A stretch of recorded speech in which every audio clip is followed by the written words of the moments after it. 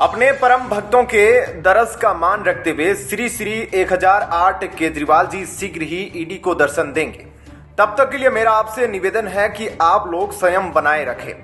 अभी कुछ दिन पहले आरटीआई से खुलासा हुआ कि केजरीवाल सरकार ने करीब 100 करोड़ वक्फ बोर्ड को दिए। तो देखिए वो पैसा इतनी बड़ी बड़ी ईदगाह मस्जिद बनवाने में लगा रहे हैं उनके विधायक। वक्फ बोर्ड को कांग्रेस ने असीमित पावर दिया। दिल्ली हाईकोर्ट की जमीन भी वक्फ बोर्ड की है। जिस जमीन पर वक्फ ने हाथ रख दिए वो वक्फ का। यह जहरीला सेक्युलरिज्म कांग्रेस की देन है। 2014 में राष्ट्रवादी भाजपा को जनता अगर नहीं लाती, राम जन्मभूमि सपना का सपना ही रहता। इसी बीच आज आम आदमी पार्टी के विधायक अमानतुल्लाह खान के खिलाफ केंद्रीय जांच एजेंसी प्रवर्तन निदेशालय यानी ईडी ने एक बड़ी कार्रवाई को अंजाम दिया है। ईडी अमानतुल्लाह खान सहित कुछ अन्य आरोपियों की कई लोकेशन पर सर्च ऑपरेशन को अंजाम दे रही है। जांच एजेंसी के तफ्तीशकर्ताओं के मुताबिक 2 जनवरी को दिल्ली एनसीआर में 8 लोकेशन पर सर्च ऑपरेशन को अंजाम दिया गया और काफी सबूतों को इकट्ठा किया गया। जांच एजेंसी के वरिष्ठ सूत्र के मुताबिक यह search operation Delhi Waqf board से जुड़े फर्जीवाड़े और मनी लॉन्ड्रिंग की जांच के तहत डाले गए हैं। दरअसल 2 साल पहले 16 दिसंबर को जब एसीबी यानी भ्रष्टाचार निरोधक शाखा द्वारा जब छापेमारी की गई थी, उस वक्त अमानतुल्लाह खान के आवास से करीब 24 लाख रुपए नकद और 2 अवैध हथियार भी जब्त किए गए थे। इसी दौरान एसीबी द्वारा यह आरोप भी लगाया गया था कि सर्च ऑपरेशन के दौरान तलाश करने गई टीम पर विधायक के कई रिश्तेदार और उसके समर्थकों के द्वारा उनके आवास के बाहर हमला करके धक्का मुक्की की गई थी। लिहाजा इस बार ईडी द्वारा काफी सतर्कता से इस मामले में छापेमारी की प्रक्रिया को अंजाम दिया जा रहा है और अर्धसैनिक बलों को काफी संख्या में तैनात किया गया है। साल 2020 में सीबीआई और दिल्ली की एसीबी ने इस केस को सबसे पहले दर्ज किया था। इस मामले में पिछले साल 10 अक्टूबर 2023 को भी जांच एजेंसी ईडी द्वारा 13 लोकेशन पर सर्च ऑपरेशन को अंजाम दिया गया था। हालांकि आरोप की बात करें तो साल 2018 से साल 2020 के दौरान अमानतुल्लाह खान पर गड़बड़ी करने का आरोप लगा था। दरअसल अमानतुल्लाह खान पूर्व में दिल्ली वक्फ बोर्ड के अध्यक्ष रह चुके हैं। जब वे अध्यक्ष थे उसी दौरान दिशा निर्देशों का उल्लंघन करते हुए यानी गलत तरीके से 32 लोगों को अवैध रूप से भर्ती करने का आरोप लगा था। लिहाजा इस मामले में एसीबी ब्रांच द्वारा पिछले साल अमानतुल्लाह खान को गिरफ्तार भी किया गया था। सीबीआई द्वारा दर्ज मामले को आधार बनाते हुए ईडी ने उस केस को टेक ओवर किया था और अब तक कई दर्जन लोगों से इस मामले में पूछताछ कर चुकी है। वहीं जिस स्थान पर ईडी की टीम के द्वारा सर्च ऑपरेशन को अंजाम दिया जा रहा है वहां काफी संख्या में अर्धसैनिक बलों को भी तैनात किया गया है। मंगलवार 2 जनवरी को सुबह सुबह करीब 6 बजे से सर्च ऑपरेशन की प्रक्रिया शुरू कर दी गई। विधायक अमानतुल्लाह खान दिल्ली के जामिया इलाके में रहते हैं। इस सर्च ऑपरेशन की जानकारी जैसे ही वहां के स्थानीय लोगों को मिली, देखते ही देखते विधायक के आवास के बाहर काफी संख्या में लोग इकट्ठा होने लगे। लेकिन जांच एजेंसी की टीम के साथ मौके पर काफी संख्या में अर्धसैनिक बल के जवानों के द्वारा स्थानीय लोगों से वहां इकट्ठा नहीं होने की अपील की जा रही थी। ऐसे में क्या कहना है आपका इस खबर पर कमेंट सेक्शन में जरूर बताएं। जय हिंद, जय भारत। केजरीवाल और आम आदमी पार्टी का लोगों से संपर्क टूट गया है। आम आदमी पार्टी का मैं भी केजरीवाल अभियान उसके नेताओं के फोटो खिंचवाने तक सीमित तक असफल अभियान है। आपकी 4 से 10 जनवरी के बीच जनसभा आयोजित करने की घोषणा से पता चलता है कि अरविंद केजरीवाल की 3 जनवरी को ईडी के सामने पेश होने की संभावना नहीं है। यह शर्मनाक है कि केजरीवाल जो कुछ दिन पहले तक शहीद आजम भगत सिंह और डॉक्टर अंबेडकर को अपना आदर्श बताते थे, आज कह रहे हैं कि उनके जेल में बंद मंत्री उनके आदर्श हैं। लोकसभा चुनाव में अब कुछ ही महीने शेष रह गए हैं। ऐसे में आरोप प्रत्यारोप का दौर तेज हो गया है। दिल्ली शराब घोटाला मामले में पूछताछ के लिए भेजे गए समन पर 3 जनवरी को दिल्ली के मुख्यमंत्री अरविंद केजरीवाल को पेश होना है। ऐसे में आम आदमी पार्टी से जब इस मामले में मंगलवार को एक प्रेस कॉन्फ्रेंस के दौरान पूछा गया कि क्या केजरीवाल ईडी के सामने पेश होंगे, तो इस पर फिर वही गोलमोल जवाब मिला।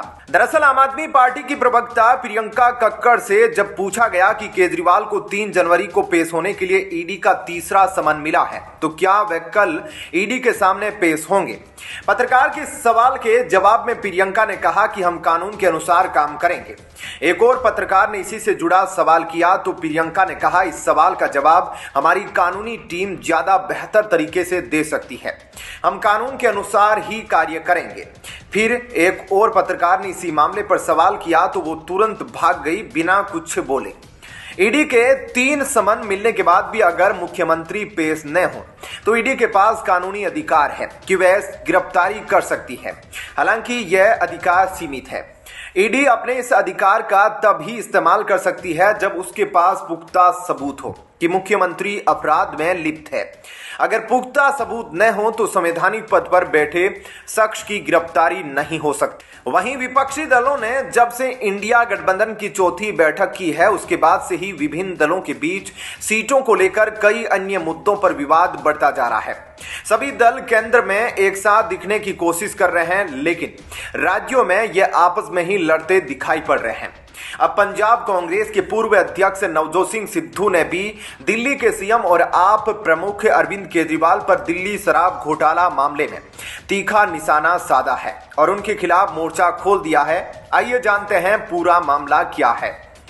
कांग्रेस नेता नवजोत सिंह सिद्धू ने अरविंद केजरीवाल का एक पुराना ट्वीट शेयर किया जिसमें वे ईडी और सीबीआई के समक्ष देश के नेताओं के पेश न होने की आलोचना कर रहे थे। इसे शेयर करते हुए सिद्धू ने लिखा, आप जो उपदेश देते हैं उसका पालन करें, ईडी के समन का सामना करें, भले ही आपको पसंद न हो।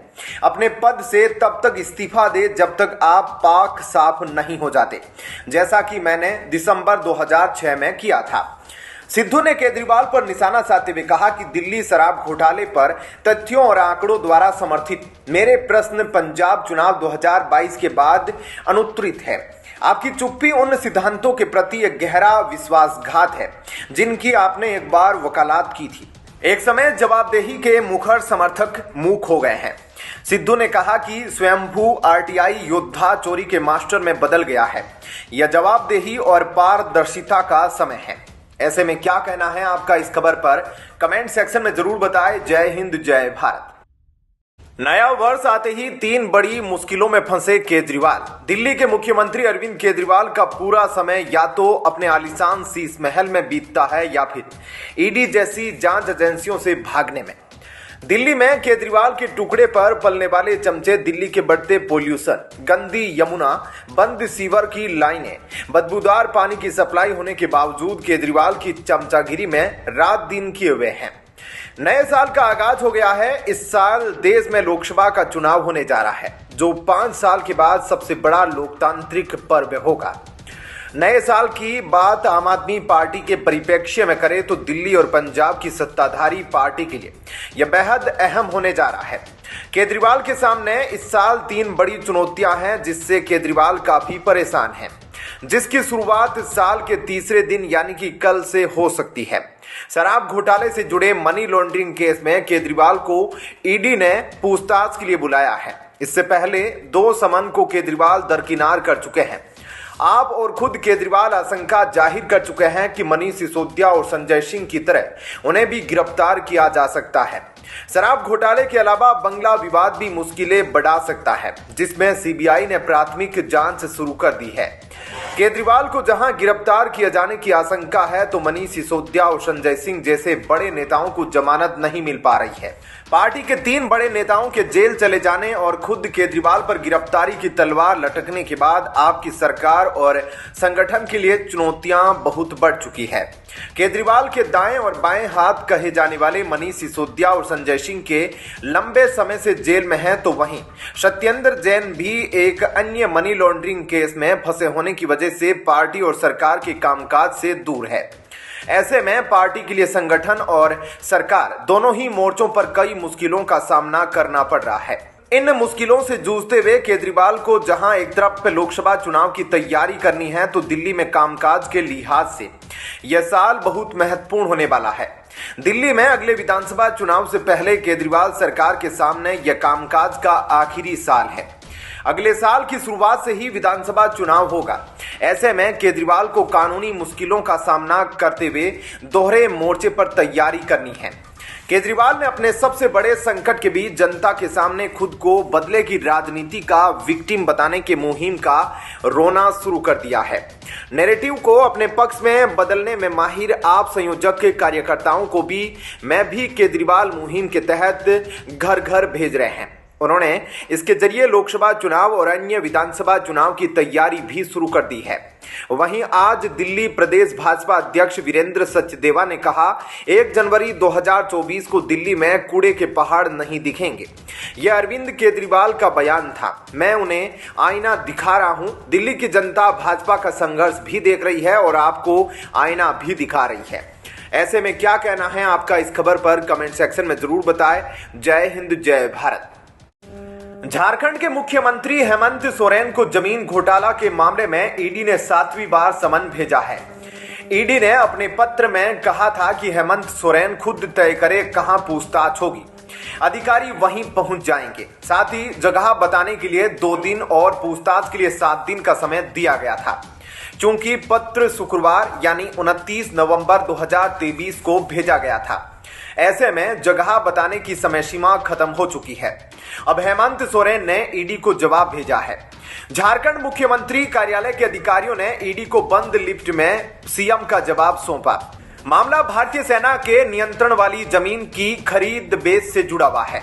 आरोप है कि इसमें फर्जी नाम पते का इस्तेमाल किया गया।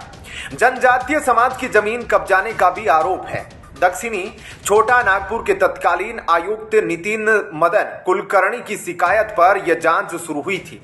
वहीं अब चर्चा है कि हेमंत सोरेन मुख्यमंत्री पद से इस्तीफा दे सकते हैं। उनकी पत्नी कल्पना सोरेन को नया सीएम बनाए जाने के कयास लगाए जा रहे हैं। वहीं बुधवार को हेमंत सोरेन ने सत्ताधारी गठबंधन के विधायक दल की बैठक भी बुलाई है। रांची स्थित सीएम आवास पर यह बैठक कल शाम 4:30 बजे बुलाई गई है। हेमंत सोरेन झामुमो के कार्यकारी अध्यक्ष भी है। चर्चा है कि 7 सदन को दरकिनार करने के बाद हेमंत सोरेन जानते हैं कि उनके खिलाफ ईडी सख्त एक्शन लेगी, इसलिए उन्होंने अपनी पत्नी को सीएम बनाने का निर्णय लिया है। बिहार में लालू यादव ने जुलाई 1997 में चारा घोटाले में गिरफ्तारी के बाद पत्नी राबड़ी देवी को मुख्यमंत्री बना दिया था। उधर झारखंड के गांडेय से विधायक सरफराज अहमद ने पद से इस्तीफा दे दिया है। उनका इस्तीफा स्वीकार भी कर लिया गया है। गोड्डा से भाजपा सांसद निशिकांत दुबे का कहना है कि इसी तरह हेमंत सोरेन भी इस्तीफा देंगे। हालांकि सरफराज अहमद ने इस्तीफे का कारण निजी और पारिवारिक बताया है। उन्होंने कहा कि वो आगे भी झामुमो के सिपाही रहेंगे और इंडी गठबंधन को मजबूत करते रहेंगे। नए साल पर उनके गिरिडीह स्थित आवास पर भी सन्नाटा रहा और बधाई देने आए समर्थकों को निराशा हाथ लगी। कहा जा रहा है कि गांडेय से कल्पना सोरेन को लड़ाकर विधायक बनाया जा सकता है, क्योंकि मुख्यमंत्री बनने के बाद उन्हें 6 महीने के भीतर विधानसभा पहुंचना होगा। हालांकि भाजपा ने महाराष्ट्र उच्च न्यायालय के फैसले की प्रति दिखाते हुए कहा है कि अगर राज्य में 1 वर्ष के भीतर चुनाव है तो उपचुनाव नहीं होगा। जेल में बंद शराब कारोबारी योगेंद्र तिवारी के साथ भी हेमंत सोरेन के रिश्ते का आरोप लगा है।